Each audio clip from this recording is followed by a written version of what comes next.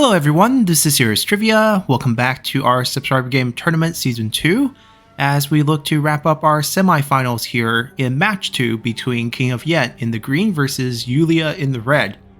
Now, because King of Yen had the faster time of victory in the previous round, he had the pick between first pick or second pick, and he went with the first pick, which also comes with the first ban, as he kicked things off with Lü Bu.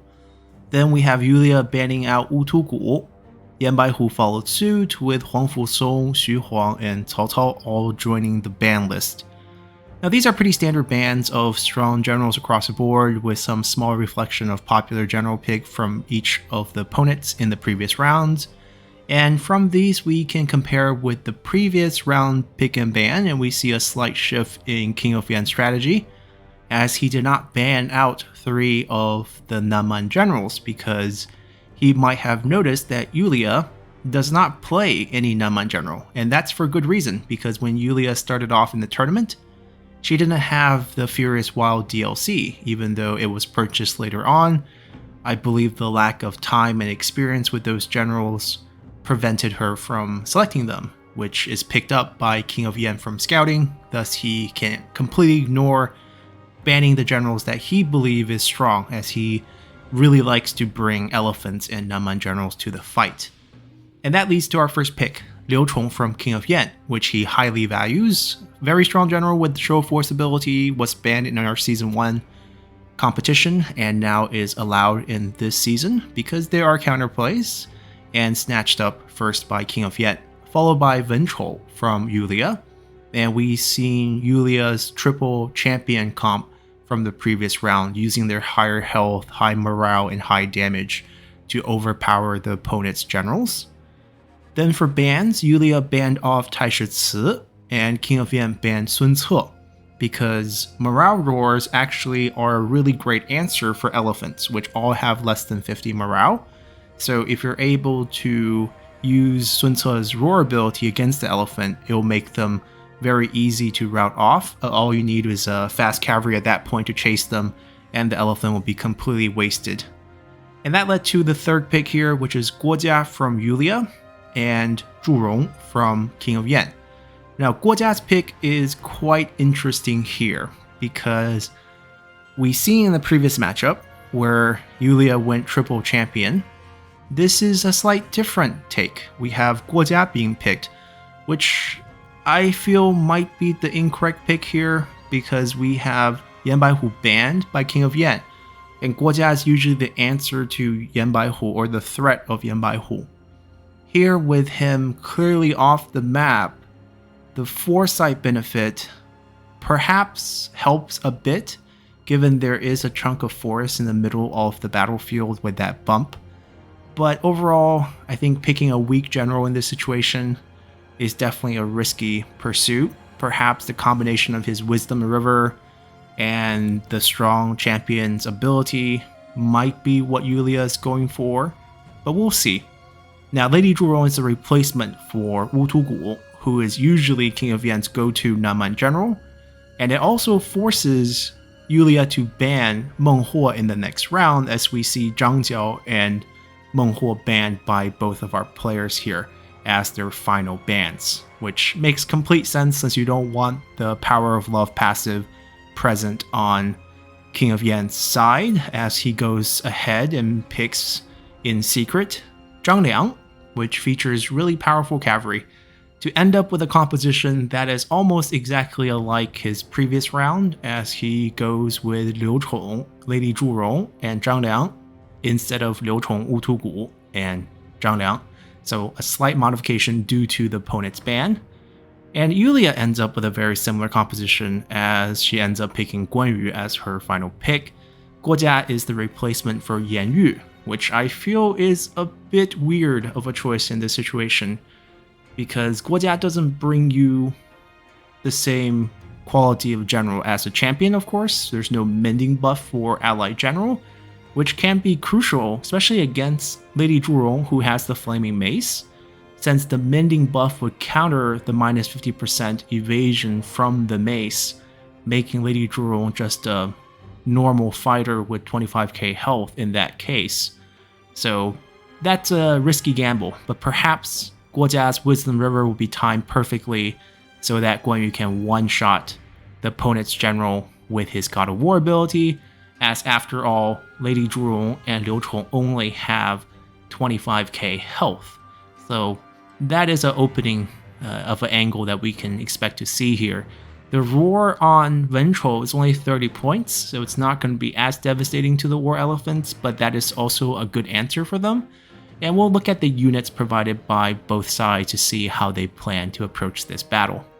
Coming to the load screen here, we see that King of Yan's bringing 3 units of the Chen Peacekeepers, definitely great melee cav with lots of good stats, anti-range, also packs a pretty powerful crossbow for themselves. Then on Lady Zhurong, we have 2 of the War Elephants. No surprise, the main reason why King of Yan values Nanman General so much is because of the War Elephants. And then also 4 units of the Wolf Pack, each giving themselves the Pack Hunter trait, which increases their speed, and melee charge bonus, which is probably pretty good on Snow, even though Nanman units actually get additional debuffs on Snow compared to normal Han units. I believe Elephants actually lose all their melee evasion, as well as 50% of their speed on Snow. So this is a hidden terrain and weather debuff for Nanman units that perhaps King of Yan did not know, and this is definitely a slight opening for opponents of him during this round that is set in the snow and winter. As every tournament, we have a cycle through the seasons and weather, and there are different effects based on the season, like heat fatigue, cold fatigue, different terrain debuff to units of different type based on the weather condition. In this case, the Nanman units are actually going to be less effective here due to the snow having an adverse effect on those units. Then finally, for Zhang Liao, no surprise, is Tyrant Slayers, the general killing cavalry with very high charge. They also have very decent morale, so Yellow Turban cavalry in particular have higher morale compared to Han variants. We saw that on Messenger of Heaven. That is also the case on Tyrant Slayer, so it makes them a pretty good value compared to Han counterparts. Then looking at Yulia's side, we have a lot of infantry across the board, especially for the first 2 generals, which are pretty understandable. We have our 2 Ye Vanguard Spearmen on Venchou. They are good at countering cavalry, especially shot cavalry using their crossbow and formation. And then we have 4 units of the Northern Saber Infantry, which I underrated before, but after seeing Wolby Deed's performance in the round of 8, I think melee infantry definitely have a place and is quite a powerful unit in melee versus melee fighting. So not a terrible choice. And then we have 6 units of the Qingzhou Halberts. High damage, polearm unit, can knock enemy generals off their backs. Bonus against large, which will work well against most of the cavalry on the enemy side, as well as the elephants, even though elephants will trample most of these infantry in the initial charge, which make things quite difficult. And lastly, we have 5 units of cheap mounted Lancer militia on Guan Yu, which is his main weakness because he doesn't have a good roster of units to fall back on when you pick Guan Yu as the general. Even though God of War is a very powerful ability, you're stuck using basically militia cavalry in this case, which have high speed but not going to win any fights here. So that's the army on both sides. Let's see how this plays out in the actual battle. Now hopping into deployment here, I notice a slight problem. King of Yan is using the wrong map. He's at the relative area. This is that bump in the map, but instead of being in the middle, he has the map slightly moved up. Huh. I mean, mistakes like this does happen in setup, but this does change the nature of this battle quite a bit. Because instead of fighting in a hilly, foresty area in between 2 players, we now have a pretty open field. It's not unfair, but it does change some of the strategies that might have gone into the draft phase, like say Guojia bringing Foresight now has a lot less value because it's not fighting here and here, it's now fighting here. Well, it's a casual tournament, things happen, and both sides are fine with the results, so we'll let this one go. But that's definitely a slight mishap, especially with pick ban. Anyhow, it's a pretty neutral setup. We have sort of a spread out front line here for Yulia with just some guerrilla deployment off to the side. Seems very far. Don't know how those units will actually impact the fighting. And we have also a straight line set up here by King of Yen with those elephants in the back. Now the stat cards will not reflect the debuff of the snow, but trust me, there is a debuff from the snow, especially on Nama units. I believe they lose all their evasion and 50% of their speed, which will make them a little bit weaker in this case, more vulnerable. Not that they have a lot of evasion to speak of, since it basically goes to 0 from 13%. That's not really how you beat elephants. The speed does make them a lot less useful because it takes a lot longer to charge if you only have 32 speed. But the evasion's not really going to matter. The morale is usually the opening, right? When generals are not nearby and when you don't have other bonuses added in, it's only base 34, which is quite low. So using the right amount of roar, maybe a splash of fire arrows, you could actually rout elephants, which is usually the best answer to elephants, which is why we see King of Yen banning out Sun Ce. So let's see how this battle goes. Lots of cavalry options on King of Yen's side, which is basically his playstyle. He plays a lot of smaller entity units, so like banning out Yanbai Hu really doesn't harm his comps, since poison works best against infantry heavy compositions, and he tends to run a lot of cavalry focus, a lot of elephant focus compositions. We have a pretty fast dash forward to close the gap because Liu Chong really wants to use his show of force, and we see Yulia backing off into a forest, which is probably smart. But yeah, the map change, like I said, does make a difference because you can forward into some nice forest region on the previous map, the correct one, where this would be less useful. So that's a shot at Guojia. Guojia dodged them. Oh, got hit in the last one. Yeah, Guojia has a tough pick into this composition because we also have a poison dagger ability. And both of these, if hit, will do tremendous damage to Guojia, who has very small health pool. And that's why we have the targeted fire against him right now, using the crossbow even. Let's see if those cavalry are doing anything. Yep, I don't know if they can do much in this with the distance that they have set up. Backed up into a forest. I mean, at least Yan Yu was not picked, because Yan Yu actually requires a forest for the stalker bonus.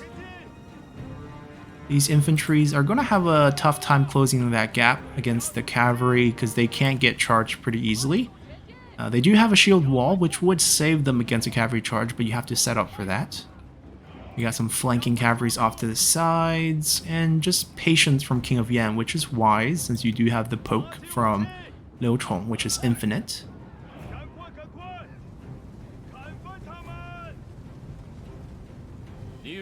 We got the square set up by the Ye Vanguard Spearmen, trying to control some zones, but it's going to be difficult in the forest, because the cavalry is going to be hard to sight before they close the gap. Liu Chong does have a weakness of being really slow, so maybe there can be some pursuits. There are javelins on wolfpacks, so they do have range. Gotta watch out for that. There's 10 ammo, so it's a decent amount actually. So they are swapping to the mixed missile formation, trying to maximize their, or mixed spear formation technically, to maximize their units that, oh, they're facing the wrong way though. They're facing this direction when they need to be facing that direction. Right, they have their back facing them. That's a weird setup. That might be a mistake. Alright, they came out of their formation. The generals are just hiding away from Liu Chong's poke. It's hard to charge Liu Chong here from King of Yen because of all these Tyrant Slayers. So if you charge him with your generals, Tyrant Slayer come disrupt. It's very difficult to deal with. I think he fired into some trees. I heard the sound, I didn't see any animation. I mean, it's likely. We've seen King of Yen shoot his own general in the back last battle. Alright, we got the charge. Yeah, it's just very hard to charge this. King of Yen just backing off slowly. He knows he has time on his side with Liuchong being able to poke and the mobility of the units, that infantry just can't close this gap if he just keeps spacing back. And there's really no vulnerable unit for, you know, these cavalry to flank. We got the crossbow shots coming in from the Chen Peacekeepers. Maybe if Yulia shift everything into the forest facing this way, it might be a little better off instead of standing here in the open field. I mean, this is some real patience going on by King of Yen, because I think his unit composition can charge this no problem. Like, why are the cavalry scared of this? This is safe, obviously. The longer he waits, the more show of force he can get in, the better his chances are. Any poke he land on the enemy general is going to be, you know, there for the whole fight. There is a health pool difference between the generals, with commanders coming in with 54k versus, you know, 25, 25, 40. It's not the same level. So they did come up from behind, but I don't know who they can actually attack here. Everyone is just spacing back, spacing back. I mean, there's a limit to the map, so if they keep pushing like this, you could force them all the way to the back. But this type of pulling back is very nicely done. Now, this rock terrain was not part of the plan. Alright, we got the cavalry in the back, but they're too weak to do much, and if the general really want to go after them, I think the generals can just rout them pretty easily. They might just die in this position. There's a lack of range in Yulia's composition, so it's hard for her to force anything. Right? Or else the wolf pack would take heavy damage if there's even just a crossbow unit. Here we have just a crossbow on the Chen Peacekeeper, picking off the Qingzhou unit just a little bit at a time. And Guojia has got poked down, 8k health. So those bow or crossbow shots plus the show of force really has done its mark. One more time. Yep, even against units, it's very good. It's piercing, 4 shots. You get a couple kills here and there. He's even slightly routing, because there's a 15-point morale hit on it as well. It's not big, but something. Especially against Qingzhou units, which are basically militia. So they are in a shield wall. It gives them 10% extra range block chance, so I guess that's fine, but you don't shoot your crossbows when you're moving, though. Maybe it's better for them to just stand in this formation instead of moving and just shoot them. It's only 160 range, but that's definitely shorter than 160 range. And the high armor won't save them, but the 50% damage resistance will. That's the unfortunate part. Yeah, King of Yen just super patient, backing off slowly and slowly, and there's no punish against the Wolfpack. That's the main thing. There's nothing that can really do much to them.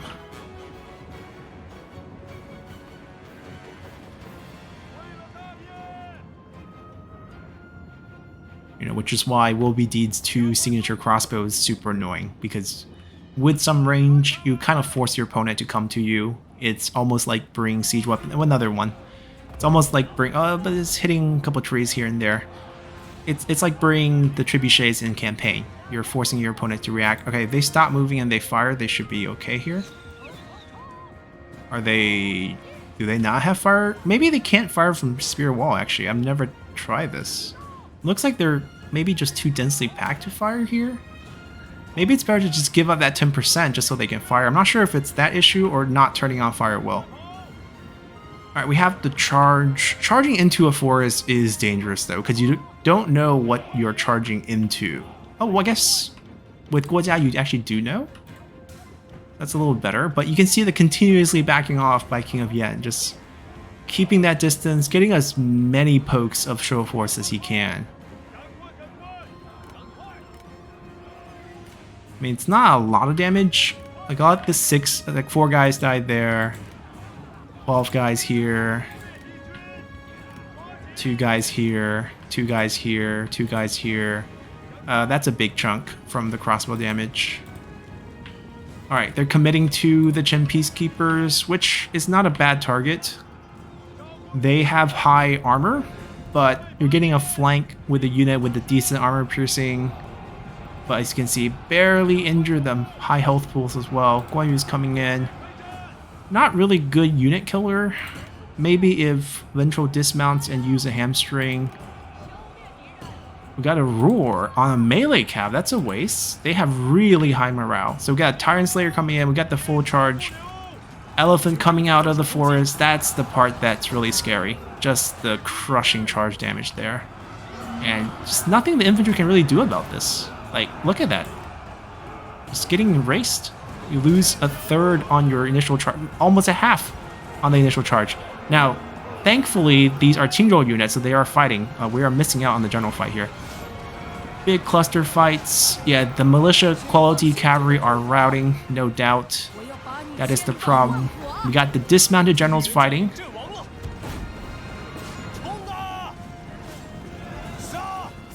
So Zhurong died to the God of War. Guo Jia obviously traded at the same time. Guan Yu is routing here after getting Defiant Cry. He will bounce back from that. That is no problem.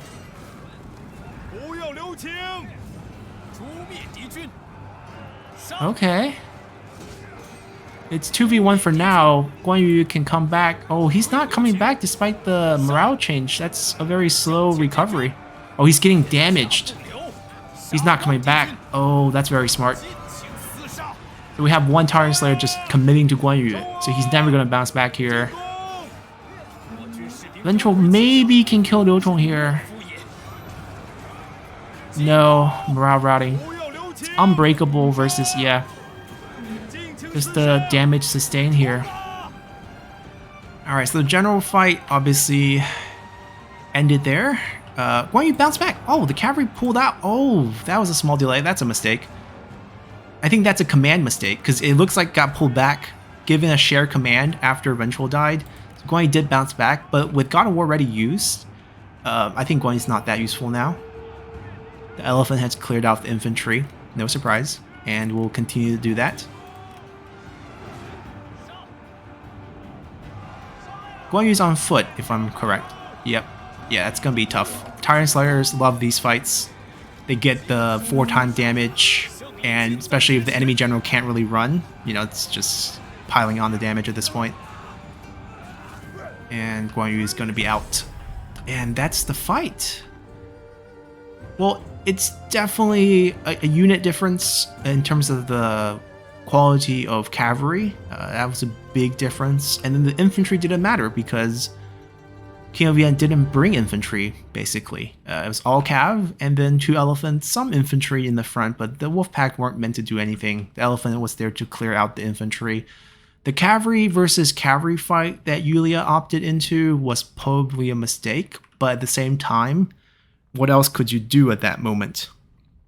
You're getting kited across the whole map, getting poked out slowly, and the only type of opening that was available were those Chen Peacekeepers, which is not really an opening. You're charging at something with 80% armor and pretty high evasion at the same time, with very high morale, which is the key factor of most melee cavs, make the roar and the damage from the champions less useful. You saw all the cavalry routing off. The general trade situation wasn't terrible. We did see one clean God of War, which basically killed Lady Zhurong. That was the best case scenario, because her mace in sustained fights just unbeatable. But let's take a look at the actual figures. Right, so those elephants. Let's talk about those elephants. Absolutely decimating the infantry. We got what, 480-ish kill? So 4 complete units wiped.